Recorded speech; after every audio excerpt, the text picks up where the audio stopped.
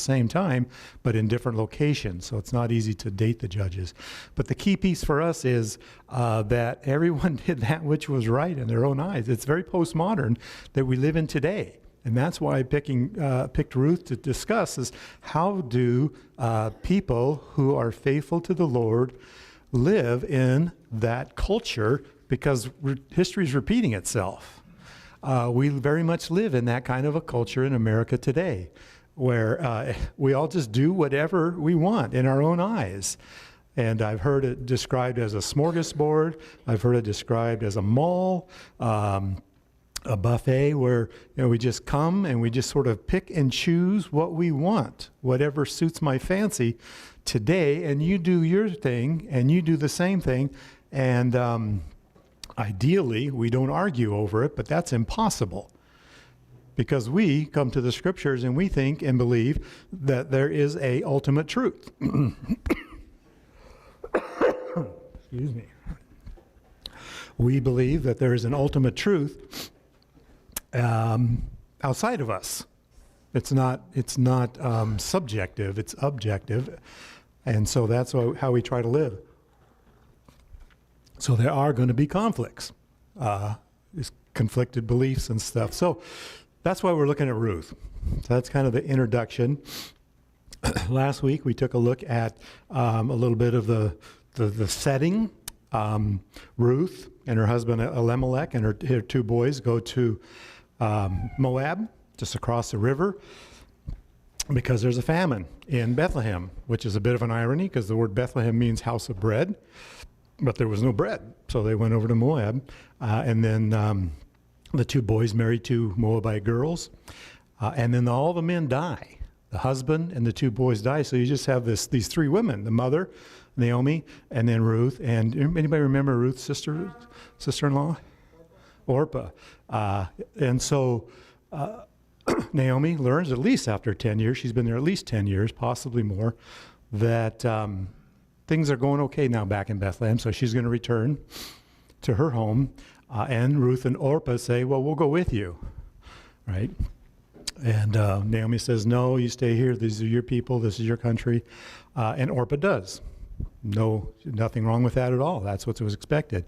But Ruth says, where you go, I will go. Where you live, I'll live. Your God will be my God.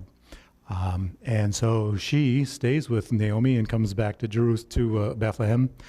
So now she's a foreigner in a new land. And anybody remember a little bit about the Moabites? Because she's a Moabite woman of the Moabite country. And their origin was an ancestral relationship between Lot and his daughter.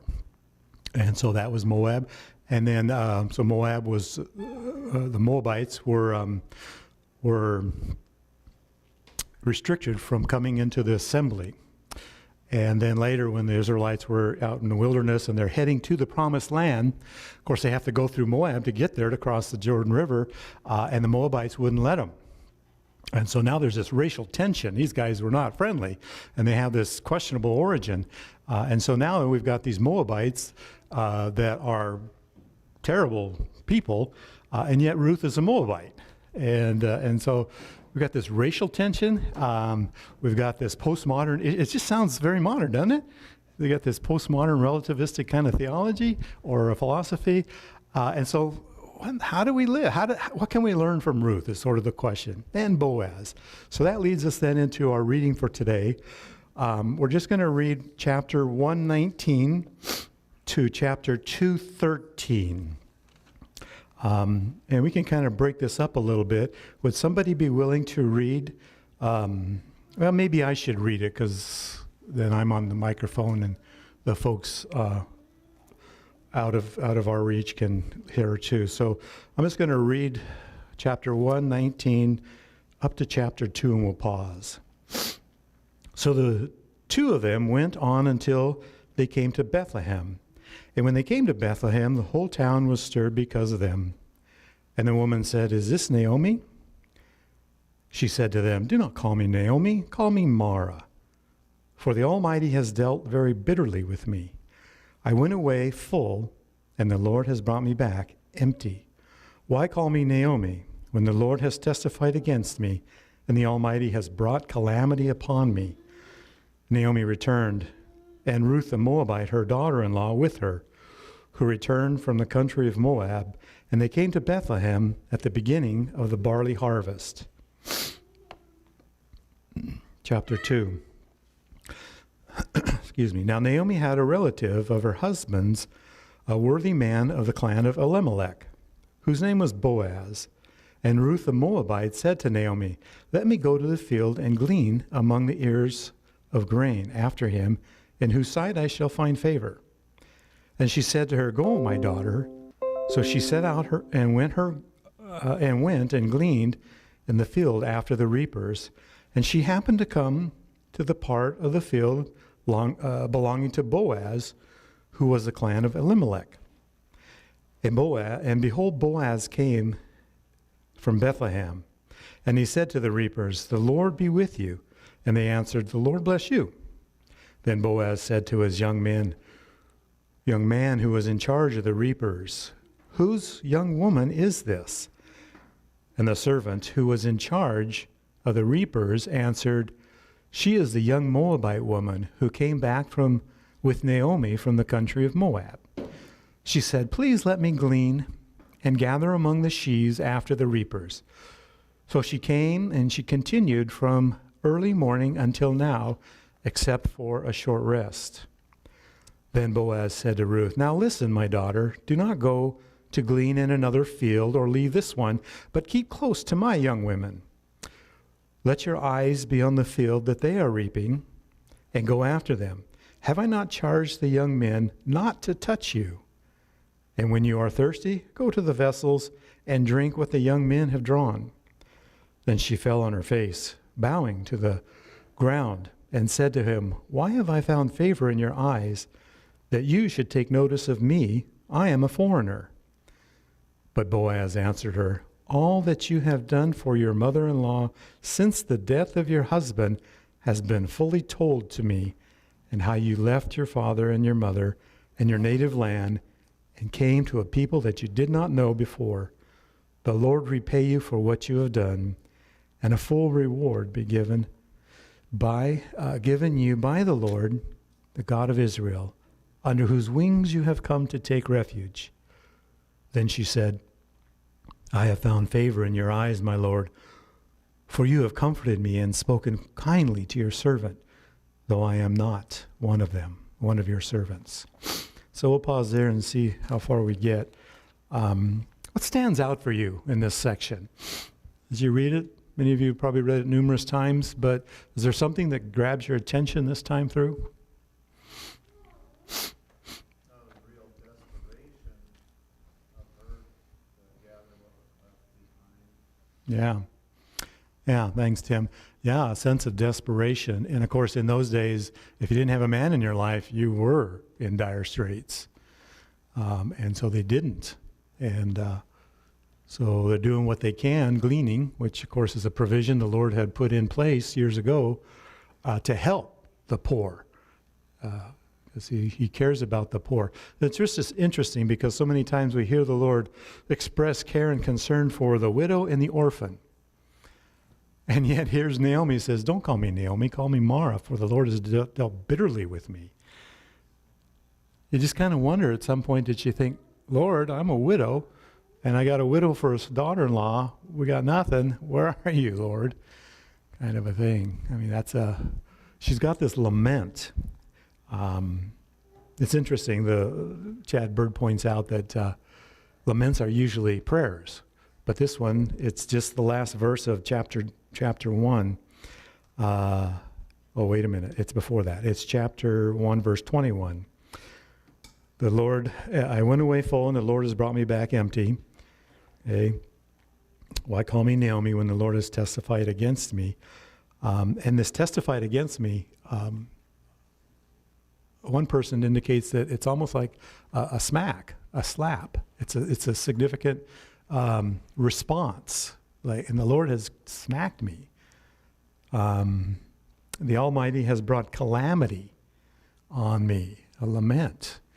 And I appreciate, if I can give a shout out to Deaconess Jerry, her master's thesis was on the Psalms of Lament. And she's often reminding us that we don't really have much language for lament these days. But we should. And the Lord has provided language for lament because we do lament in many different cases. And I'm guessing that every one of us in here has had our times of lament in our lives. And the Lord in his Psalms has given us responses in those difficult times in our lives. But here's Naomi, Mara, who is lamenting. Yeah. What else stands out as you read this, Lynn? Kind of in that same passage and area, when she says, well, I went away full, and she went with her husband and her children, and she comes back without them, and she's, lamenting. But you still get that sense that she's connected to the Lord, even though she might be angry or lamenting or frustrated with the circumstances. There's still a connection. It's not like she's denying or pushing him away. Yeah. And I think, when I think to my own life, there are times when I have been lamenting, I have been sad, I've been angry, I've been frustrated, and sometimes it's, Lord, I don't know what to pray for. I don't know. You got to deal with this. Or it might even be, Lord, I'm angry with you right now. Yeah. But we still go to him, Yeah. and we still have that conversation with him. Yeah. Yeah, which raises a question maybe more young people ask, but can I be angry with the Lord? Can I be mad? Can I be furious and still be faithful with him? And I think, again, the Psalms indicate yes. How many times did David express his anger? Or Moses, working with God's people in the wilderness, express his anger. But yet his anger was always connected to the Lord. He was not unfaithful. And that reminds us of Job, right? Job goes through significant tragedies. And I think it's his wife that says, curse the Lord and die. And Job doesn't. He curses the day he's born, but he never displays any unbelief or unfaith with God. And he wrestles with him mightily. But yeah, so that's encouraging for us for when we go through those times. And I'm guessing many of you have been encouraged during those times where we can be angry, we can lament, but we can do it with hope. What kinds of things might you be angry with in our culture today? What kinds of things do we look up and go, Lord, what's going on here? Why, Lord? I don't get this, Lord. I had this conversation last night with my son-in-law. He's a police officer out in Washington State, and he's very frustrated with the lack of support to do his job. He sent us an article in the newspaper where they can't even chase down somebody who's speeding or any traffic violation. They just let them go. And of course, the bad guys know it now. And he said there's one guy that taunts the state patrol. He drives a gray Charger, I think he said, and they all know it. But he gets by state patrol, and then he just 160 miles an hour. He said he got up to. He can't do anything. He just taunts them. Gosh, and I don't understand how it got that way. But there are other things that I'm still wrestling with. How do we get here? Kind of things. What makes you angry about our culture, since we're talking about being faithful in a culture today? Jack?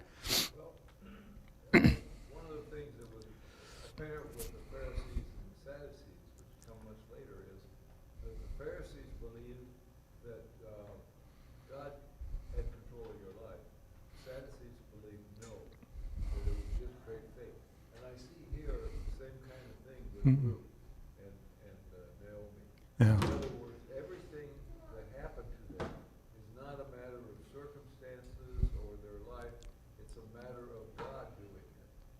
And I suppose sometimes we get into a real problem if we go too far that way and begin to blame God for the things that happen. Yeah. I'm glad you brought that up. Jack. How much is God involved in the circumstances or the coincidences or the fortunate things that happen? Take a look at chapter 2, verse 3. Okay, Naomi has encouraged Ruth to go out and glean. And so she does. She says in the end of verse 2, "Go, my daughter." Verse 3, "So she set out and went and gleaned in the field after the reapers. And she happened to come to the part of the field belonging to Boaz." Wow, what good luck. Fortunate, happy circumstances, right? Or, as Chad Bird points out, is this a wink, that God is at work here in these circumstances? He's active. Where do you come down on that? I have a brother-in-law. He's funny when we're driving and we go to out there. It's Costco, and we get a good parking spot near the door. He says, "Ooh, I've been living righteously, right? Got a good reward near a parking spot near the door." How much do you anticipate God is involved in the circumstances of life, or is there such a thing as just happy circumstances, happy stance kinds of stuff? Is he involved in every minutia? Not so much minutia? Is he just kind of standing back? He took care of your salvation, and now, it's up to you to work it out? What do you think? I should keep my mouth shut. Yeah. In other words, as Lutherans, don't we believe that God brought us to him, that the Holy, as we did today, the Holy Spirit brought us there. And there are others that say they have free will, and what happens to them is whatever they do to make it happen for them. Yeah, the whole concept of how much of our free will do we have in relation to God's will, sort of a thing. We believe and teach, and that the scriptures teach, that God provides our salvation. He's done everything. Even while we were yet sinners, Christ died for us. But he doesn't stop there, but then he fills us with his Spirit that draws us to him. So he's kind of on both ends, right? He creates the salvation for us, but then his Spirit works in our hearts and our minds to respond to his gift. And so we as Lutherans kind of back off of the decision theology kind of stuff where, I decided to follow Christ June 30th, 1959 or something, because that's really sort of step 2. Step 1 is, the Holy Spirit moved me, led me, drew me to him. And so we prefer to say, in my baptism, the Spirit came in, and at that point is working in my heart to know him and believe in him. And then in adolescence, then after we've had a chance to study Scripture, we can say, this is what I believe. Now that I understand it, I believe this. I confirm the baptism into which I was baptized. But God was at work prior to that. So he's at work in every angle. Yes, Art? Well, to illustrate maybe what we're talking about, one of the members of St. John here I visited when I was visitation pastor. This has been about 7 or 8 years ago. She's a homebound lady, and she had difficulty getting around walking to some extent. But one time she's talking about her prayer life, and she said, whenever I drive, and she did drive just a little bit here in town, and she said, I asked the Lord, please direct me to a parking place. And it happened over and over again. Now there was exactly what we're talking about. In everyday circumstances of life, the Lord is involved, I think. And when you think about what Jesus said, that even the hairs of your head are all numbered, that's an affirmation of that truth. Those of you who are redhead, typically you have the fewest numbers of hair on your head. I'm getting fewer all the time, and I'm not even red. And blondes, you come in second. Brunettes, you're at the top of the list.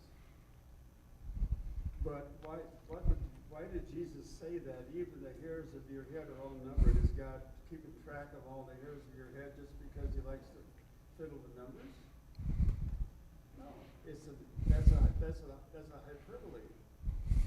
And Jesus is saying, even those little incidental things of your life which you take for granted, which are happening all the time, I'm there behind the scenes, directing all things. Yeah, if he's incredibly interested in that minutia of our life, he's incredibly involved in every portion of it. Yeah, I'm kind of hoping he's saving my hairs so I get them back someday. But if we're going to say that, Art, that God is involved in every minutia, he knows the number. I'm repeating for the folks that maybe didn't hear. He knows all the hairs in our head. Then we also have to say, well, he's also involved when the things don't go well. I get up in the middle of the night and go to the bathroom and I stub my toe. Really, God? You know?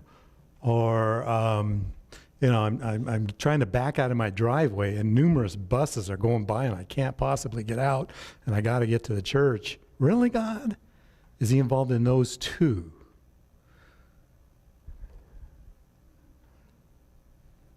I think so. Because I'm not the center of the universe. It may very well be that other people, he's blessing them, working in their lives, and that means I just have to wait my driveway longer. Or that just means I stub my toe. I don't know where that helps out, but that's up to God. That even if challenging thing. Now, on my best days, I might think, okay, maybe God's working here. But by far more times I think, wow, this is a nuisance. This is inconvenient, right? But I mean, if we're going to say he's involved in the coincidences of life, we also have to say, and that's what Naomi is doing. God, I went away full, and God's bringing me back empty, and so she laments. But as Lynn pointed out, she still turns to God and knows he's involved.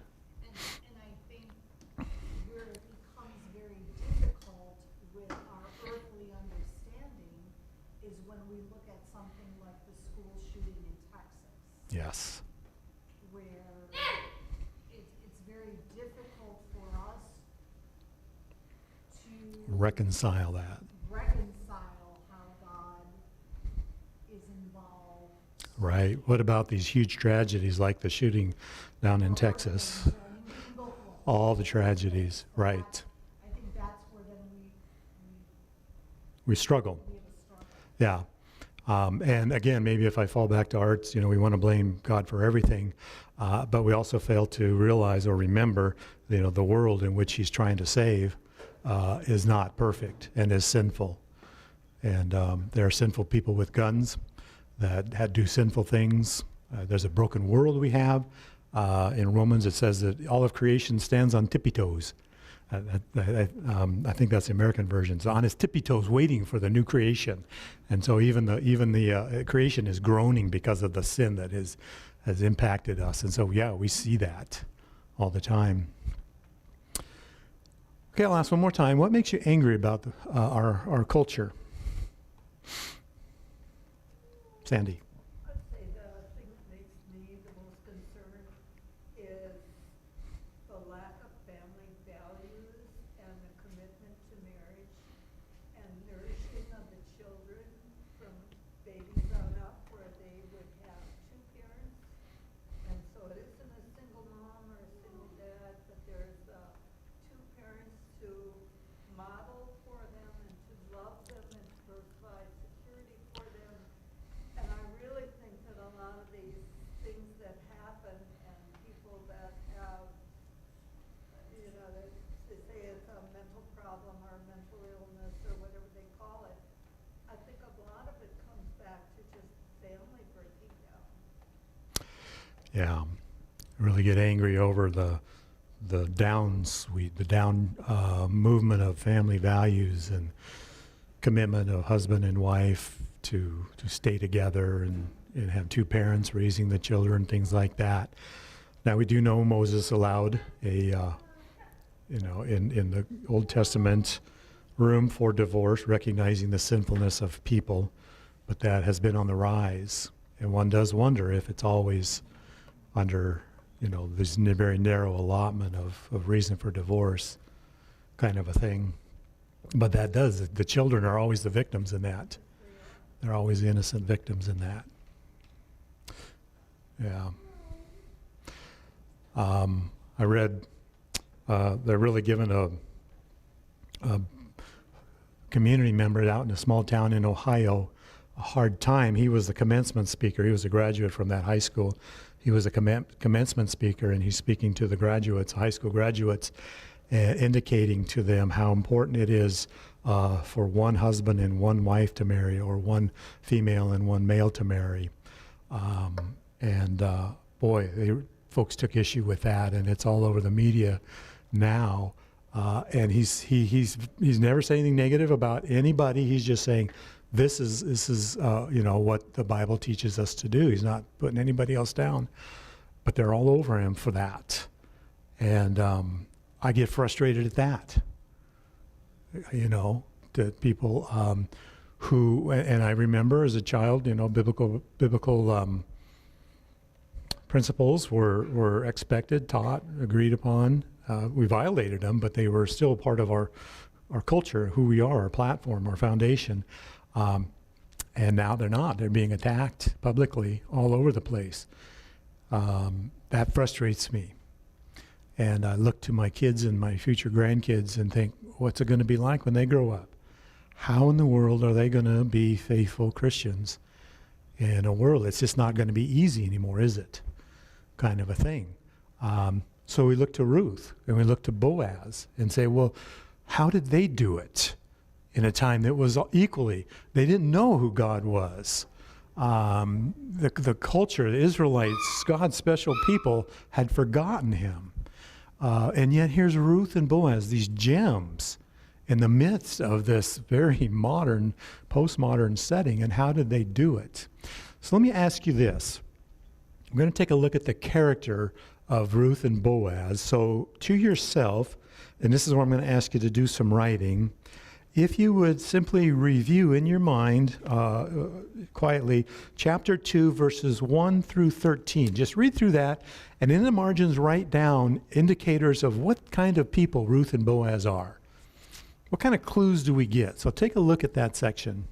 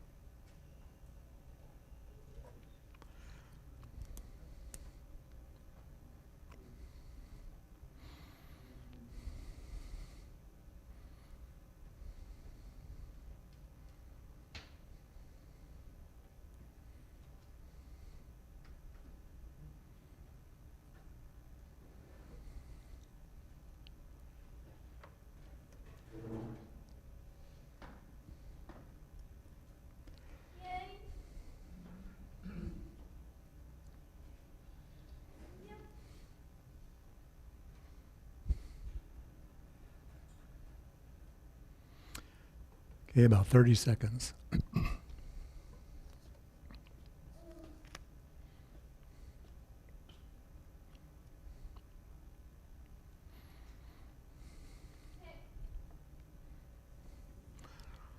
So who wants to start this off? What do you learn? Let's just go with Ruth first, the Moabite woman. She's that other race. What do we learn about her? What kind of person is she like? Bill? She's obviously loyal because she's trying to take care of her mother-in-law. She decides, okay, the only way we're going to eat is if we go out and try to find some food. So she's going to try to take care of her mother-in-law in that way. She didn't say she was going to go beg, or she didn't say she was going to go into prostitution or some other means. She's going to try to do something legitimate to feed her and Naomi. And in a sense,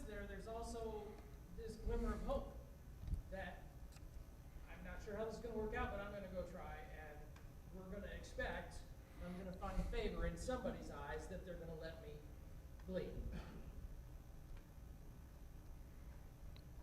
Good. I'm kind of keeping a track here. What else? She stayed with it. It was noticed that she didn't just come and leave when the day was cool. Mm. She did all day. All day long. Yeah, yeah, yeah. Well, can we call that dedicated commitment? Dedicated, maybe hard worker.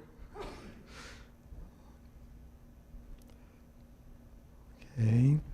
Anything else with Ruth that jumps out in this section? Now, there's other sections, but anything else that kind of stands out? I have to say she wasn't timid. Okay. I mean, because someone that's timid would not have the boldness to go do that, to go out and lead, Yeah. stay there and approach the person whose field this was. So could we say, I put not timid, but could we say a woman of conviction in a positive way? Assertiveness, I think assertiveness is a good connotation, but in our language it tends to be bad. What's that? Maybe confident, Confident. assertive. Okay, I like that. Confident, conviction, yeah.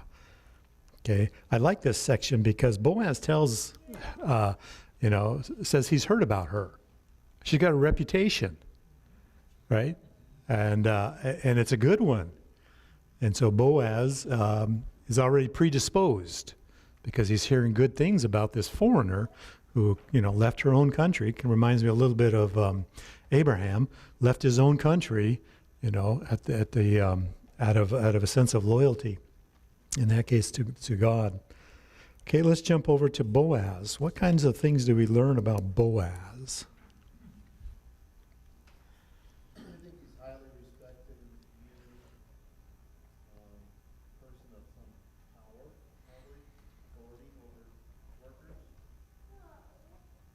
Seems he's got some wealth. Okay. We're reminded wealth is not a bad thing. Interesting reading on his part when he says to the reapers, "The Lord be with you." And they answer, "The Lord bless you." I would think a boss in charge of reapers would maybe first ask, "How's it going? How many bushels are you getting per acre?" Yeah, yeah. You meet your quota today. So Give an account of yourself. No, he says, "The Lord be with you." And those verses are pretty clear too. The Lord bless you. It sounds like they're the beginning and the end of a worship service. Right. Yeah, yeah. Well, we probably got it from them. I don't know if you got it from us. Whenever you see the word Lord, all capital letters, like it is there, it's Yahweh. So that's the Israel's personal name of God. So it does seem, whether it's just a greeting that rolls off his tongue or if it's a statement of faith, Yahweh be with you. But then, look what it says for me. I have to turn the page.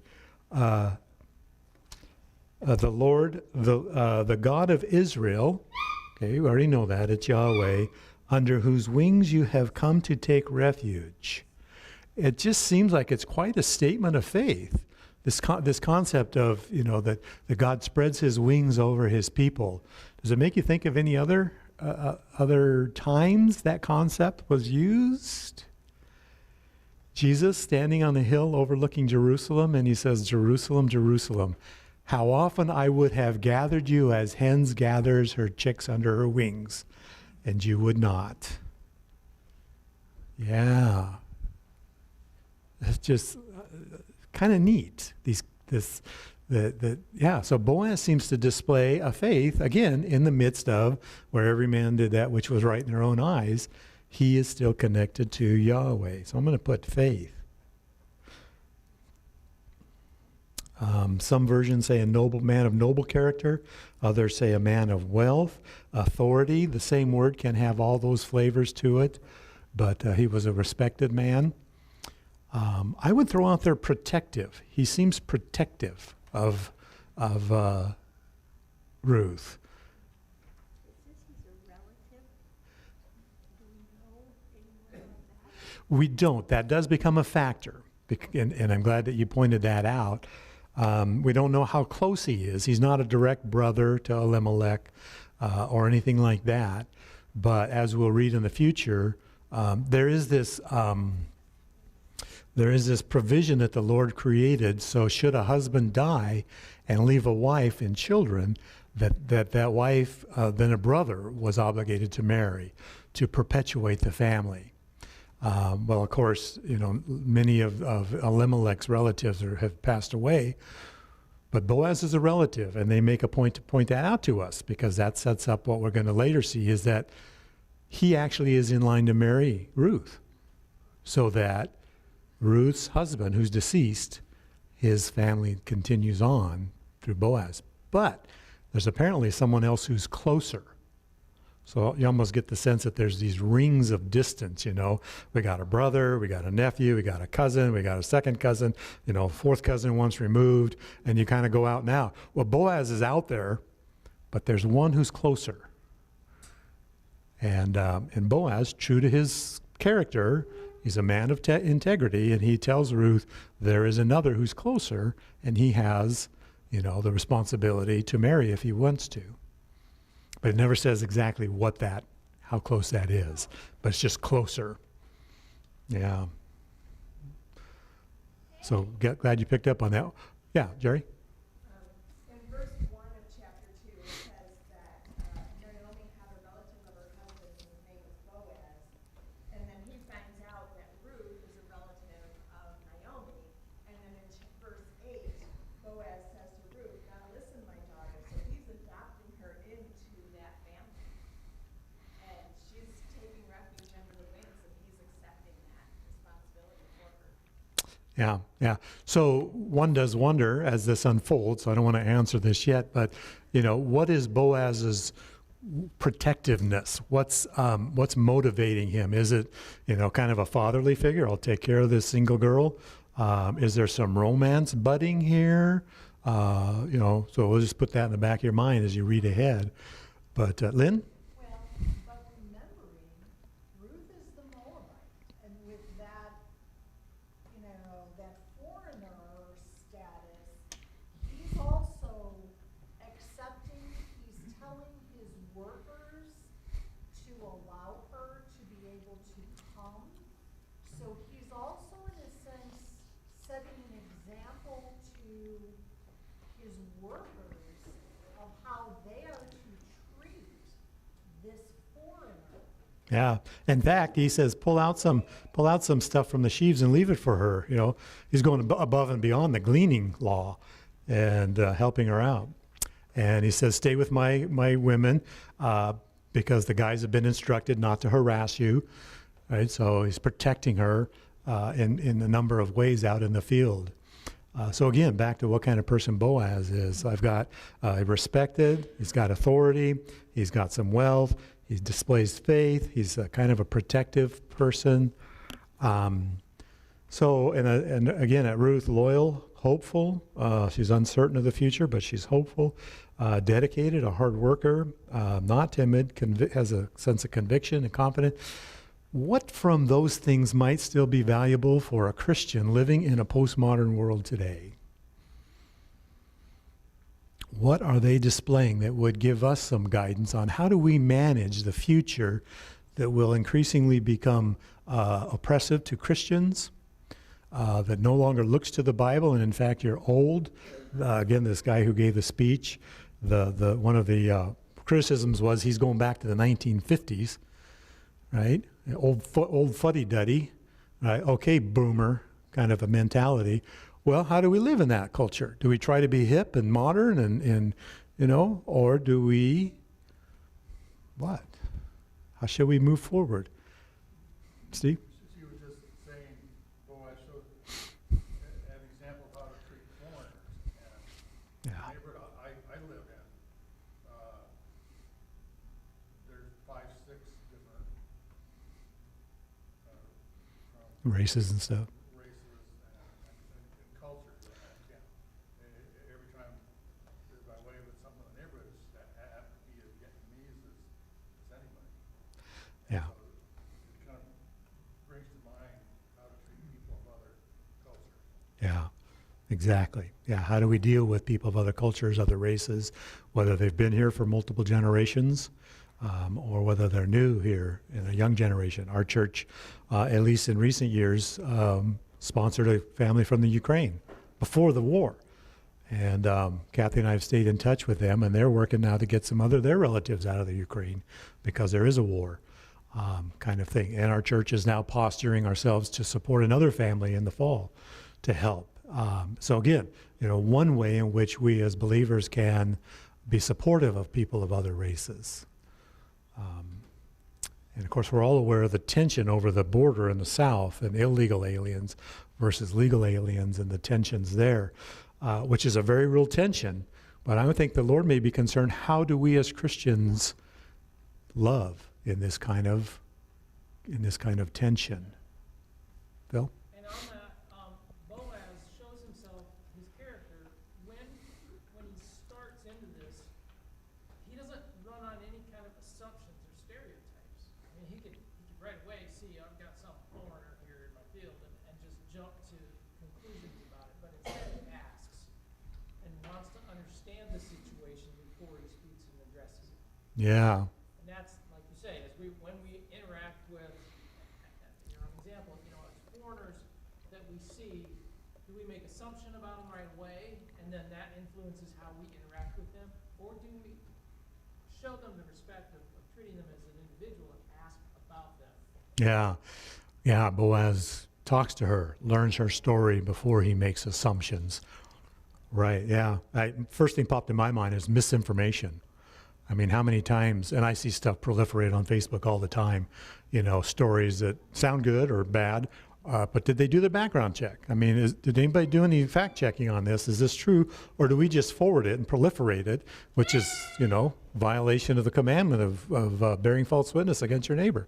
We have a responsibility to learn the truth. Even among us as we learn to live together, small community, church, we talk about one another. Do we not talk about one another and go to the source and learn the truth? Or are we content to just talk about people behind their back kind of thing?